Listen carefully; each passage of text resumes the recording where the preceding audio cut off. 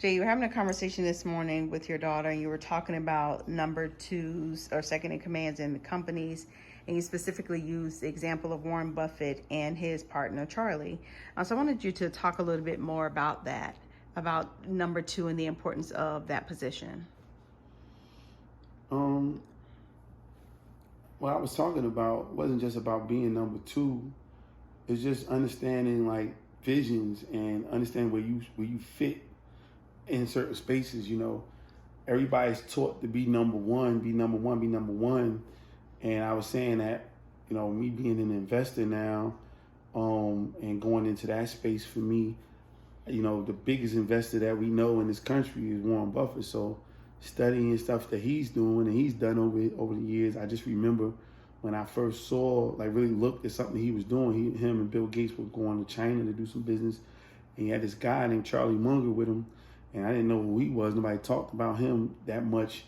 And then you come to find out that he's his number two, but he's a billionaire too, and that just rocked my world, because we will tear down the house trying to be number one instead of just falling in line and possibly being a number two in a space where you're still winning. You know what I'm saying? Like Charlie Munger is literally in the top 1% of the world. So like that wasn't a bad deal. The Paul Allens of the world who passed away with Microsoft. You know what I'm saying? Like these people were able to do what they need to do. We talk about Bill Gates a lot, but a lot of people didn't talk about him.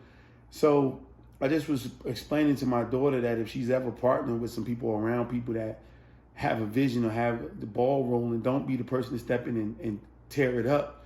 If you can get in with that, that's not a bad thing. That's not taking a loss. But, I definitely, she's already an entrepreneur and a founder and a CEO of her own situation at her young age. But it's always a play there where you can possibly get in on something that's already ongoing. And people have to think like that. We just always press the number one.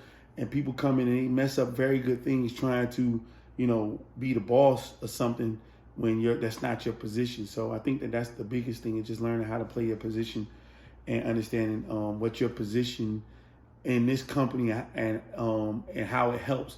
And that's just not in business, it's in life. Sometimes somebody else got to take the lead. A lot of guys, you might be on your downswing and your lady might be, have an opportunity to get that banging job.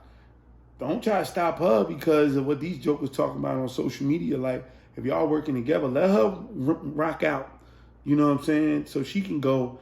And if y'all really a team, you get behind her and you support her in that situation. If she's a singer, she's going to probably make way more money than you at your 6-figure job. So don't be like, all right, well, I want my job to stop her from, if she got a deal situation, get behind her, take that same energy, same skill set that you're going to get to somebody else and put behind your lady or your kids or, or a dream, a vision of your own. It's just like you got to understand the positioning. And it's not, for some reason, those that always land you at number one.